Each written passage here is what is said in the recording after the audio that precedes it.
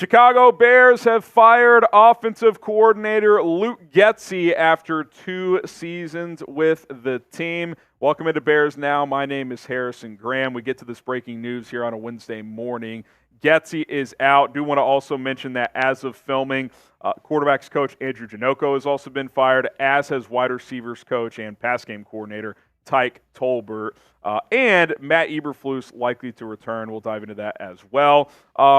This was minimum change required. That's my first reaction and analysis to this news today. There was just no way, based on how this season played out, which had some success as a team overall, 7-10 from 3-14 the year before. It's definitely an improvement, but there wasn't enough improvement to just simply run it back with all of the guys in key positions, head coach, OC, quarterback, etc. At least one thing had to change.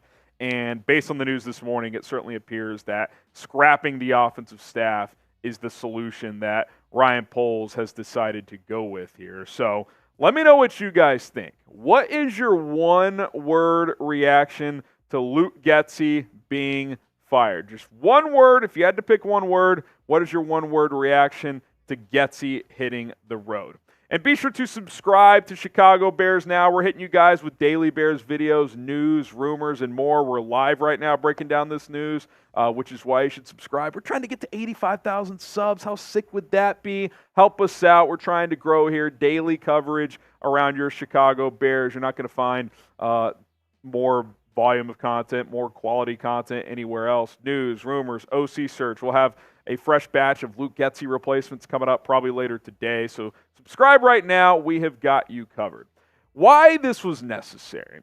Justin Fields was not developing rapidly enough under Luke Getsy. Regardless of Fields or a rookie quarterback moving forward, you need a new voice and a new direction to lead the offense. That's just how I feel. Then Fields is what I almost said, how I feel. And look, I don't think Justin Fields is necessarily like blameless. Like, he deserves criticism as well. I don't think he's played awesome by any means. I think he improved this year. Having the thumb fracture definitely was a bummer because he was starting to play really well. Came back, did some good things. All in all, another uneven season for him. I think he did better taking care of the football this year overall. But again, like, Getsy was here for 2 years. I mean, he was hired to unlock Fields in this offense. And while there were some small improvements overall, not nearly enough. I mean, you look at some key metrics here. Total yards per game, 20th. It's okay. Like, it's not bad, but it's not great. Scoring 18th. Again, not bad, but not great. Passing, just got to be better. That's really what stands out. And again, some of that's on Fields. Third down percentage, decent, 41%. It's 12. Red zone, pretty decent as well, top half, but they didn't get to the red zone enough. So, like, it's kind of a skewed stat, right? Like, if you're getting to the red zone, the 20th most in the NFL and your top half, like, that's great. You're taking advantage when you do get there, but you're also not getting there a lot. And by the way, when you have a quarterback like Justin Fields who can run the way he does, you should be top 10 in red zone every year because it's such an extra weapon down there when the windows do get tight. So at the end of the day, like, at minimum, Luke Getsy just didn't do enough to earn his keep here in Chicago. And just from an X's and O's standpoint too, like, I always have said this about Getsy. His scripts, his plan A's are pretty good. A lot of the time under Getsy, they would go down and score on the opening drive. But you get out of that script, these defenses settle into these games. He struggles to find solutions after plan A. It happened over and over and over again, and especially in divisional games, especially against quality opponents like Green Bay on Sunday. I mean, he just could not figure out what to do. Inconsistent usage and development of Fields. Like, both years he had him, he didn't embrace his running until well after the first month of the season, so it's almost too late into the year.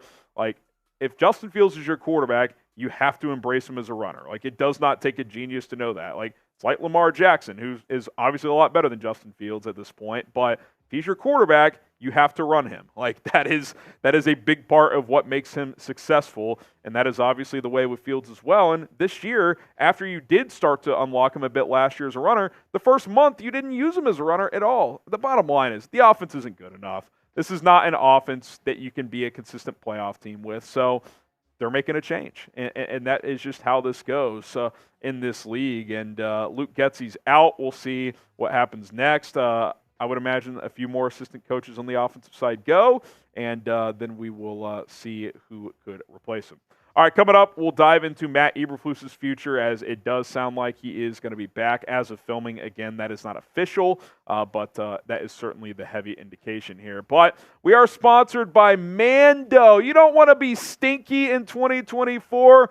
Mando's going to get you back on track. You guys have heard the phrase, new year, new me. Well, this year, it's new year, no stink. Today's show is sponsored by Mando, from the makers of Lume Deodorant. Mando is here to make sure this year you showcase your best hygiene. If you suffer from stinky feet, armpits, or even smell below the belt, then Mando is for you, as the Mando doctor developed a clinically proven odor blocker. By the way, new customers, use code CHAT at shopmando.com. Going to get you $5 off. The Mando starter pack includes a solid stick deodorant, cream tube deodorant, 2 free products of your choice like body wash and deodorant wipes. Plus, you get free shipping with that code CHAT as well. So don't be the smelly guy in the car when you're traveling. Don't be the smelly guy at the gym either. Ditch that stink and get going with Mando today. Go to shopmando.com. Use code CHAT to get $5 off. It's shopmando.com. Use code CHAT, $5 off, which, by the way, is 40% off the entire pack there. Best value available. Link is in the comments and in the description, as is the promo code. Appreciate Mando for sponsoring today's show. Again, Flus is going to return. It's not officially official, but Adam Schefter says with these moves, the heavy expectation is that Matt Eberflus will get a 3rd season. This was the tweet Schefter fired off, saying, after extensive meetings Monday and Tuesday, certainly were extensive. It was silent for a couple of days. Bears are not making a head coaching change, and Matt Eberflus officially is expected to return for 2024 per league sources. Now, let me be clear. I would have fired Flus too. Now, I think he showed more growth as the head coach than Luke Getsy did as the offensive coordinator, but I'm going to outline why I don't think it was necessarily enough growth to be hesitant to go in a different direction. You look at his tenure here. He's 10-24. I get it. Year one, it was a complete roster teardown. You were not going to win a lot of games. You went 3-14 that year, but you went 0-6 in the division that year. There were still some games you could have won. This year, 7-10, I would still argue is an underachievement. You're 2-10 against the NFC North, 0-4 against Green Bay, none of which have been close, by the way. 4 blown 10-point fourth quarter leads, 3 of which were this year, and if you won 2 of them this year that you should have, 2 of them you had a 99% chance of winning according to advanced analytics, you'd probably be a playoff team. And this last one, when I really took a deep dive into the schedule the last 2 years, stands out. 2 wins over teams that have gone above 500 in 2 years. One of those, we'll get to the quarterbacks in a second, was his first ever game against the 49ers in Trey Lance, who's now a 3rd-string quarterback, and then the Detroit win this year. Other than that, every other team he's beaten has finished below 500 in his 2 seasons. And look at the quarterbacks he's beaten, right? Because what do people say? Well, Flus has really turned this defense around. It's elite. I don't think it's elite. I think it's a good defense. I think it could be elite. It's definitely trending in the right direction. He's got credit. He gets credit for that. But look at who he's beaten slinging the football. Trey Lance, who we mentioned. He's a 3rd-string quarterback in Dallas now. Davis Mills, 3rd-string quarterback in Houston. Case Keenum's the backup. Mac Jones, he became the backup this year and was a disaster. Sam Howell was horrific, especially the second half of this year. Brian Hoyer, he should be selling insurance. He's been the Raiders' 3rd-string quarterback all year.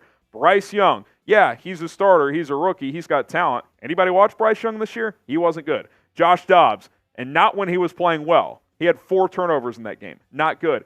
Jared Goff, quality quarterback. Kyler Murray, quality quarterback, but really bad team in Arizona. And then Taylor Heineke, who sucks. So the point is, yes, there's been improvement. Yes, Matt Eberflus deserves credit for keeping this locker room together. Yes, the defense is trending up. But in the big games against good teams, this defense has gotten beaten up. We saw it against Green Bay in Week 18. So let's not overvalue the improvement from Matt Eberflus. And, oh, by the way, these things happened as well. 2 failed coordinator hires. You just fired Luke Getsy, and Alan Williams didn't even basically get to year 2 because he had to resign due to an HR violation, which is also what happened to running backs coach David Walker in the middle of this year. 2 suspicious exits from coaches due to HR violations. And then, oh, by the way, let's not forget the Chase Claypool media debacle when after the game he was asked, hey, was Chase Claypool asked to stay at home or did he do it on his own? He literally did not seem to know. How does the head coach not know? And then their PR person had to come out and said, oh, no, he misspoke. Claypool was asked to stay home. How is that possible? You're the head coach. You're supposed to be the leader. And again, two things can be true. There's been some improvement. He kept the locker room together, but the Bears underwhelmed in a lot of ways in 2023. I know they won 4 more games this year than last year, but again, other than Detroit, who did they beat that's actually worth a shit? I'll wait. Nobody. They didn't do that much other than beat up on some bad opponents. So, listen, I'm not saying Flus can't coach at all. I think this team can still be a playoff team next year if they get the OC hire right and, have a convicted decision at quarterback. But, why settle for the 20th best head coach? That's kind of how I look at this. So that's where I'm at. They're going to keep him. We'll see how it plays out. And by the way, if you draft the quarterback and underachieve next year, you're doing what you've done the last 2 cycles. Draft Mitch Trubisky, make a coaching change for a coach who doesn't really want him. Draft Justin Fields, make a coaching change, reset the roster. Draft Caleb Williams, Drake May, whoever. If you fire this coach, then he's stuck with the new offense in year 2. You don't have to go this route, but it certainly appears that they're going to. Now, would you have fired Matt Eberflus? I absolutely would have. Type Y for yes, or you can type N for no. And again, maybe that's not fair, but I just want to line up the quarterback and head coach for once, but that is not what they're choosing to do. At least it doesn't seem like it. All right, hit that subscribe button again. We appreciate everybody for tuning in. Getsy, some other offensive staff members are out. I'm sure there will be more news that drops. We'll also dive into some Luke Getsy replacements later in the week, or later in the day probably. So subscribe, turn on the notifications so you don't miss a video.